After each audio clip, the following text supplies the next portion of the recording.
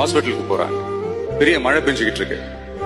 அப்ப அவர்கிட்ட இருந்த அந்த கொடைய அந்த கர்ப்பிணி பெண்ணை கிட்ட கொடுத்துட்டு இதை எடுத்துக்கிட்டு போமா அப்படின்னு சொல்றாங்க. அப்ப அந்த பொண்ணு சொல்றாங்க, ஆனா இது எப்படி நான் உங்ககிட்ட நான் திருப்பி கொடுக்கறது? அதுக்கு அந்த ஆட்டோக்காரர் சொல்றாரு, வேற யாருக்காவது தேவைப்படுறவங்களுக்கு கொடுத்துருமா அப்படின்னு சொல்லிட்டு அவர் போயிடுறாரு. அந்த கர்ப்பிணி பெண் அந்த கொடையை எடுத்துக்கிட்டு ஹாஸ்பிட்டல் வாசலுக்குள்ள போகும்போது அந்த வாசல்ல ஒரு பெரியவர் மழைக்கு பயந்துகிட்டு அப்படியே கை கட்டிக்கிட்டு நின்றுட்டு இருக்கிறார்.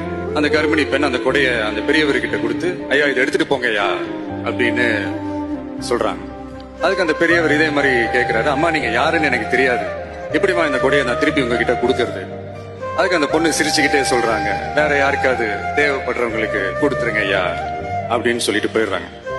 உடனே அந்த பெரியவர் கொடையை எடுத்துக்கிட்டு பஸ் ஸ்டாப்புக்கு வராரு. பஸ் வருது, ஏறி போகும்போது அங்க பாக்குறாங்க ஒரு பூக்கார அம்மா பூவை வச்சுக்கிட்டு ஒரு அட்டையை இப்படி மழைக்காக புடிச்சுக்கிட்டு உட்கார்ந்துட்டு இருக்காங்க.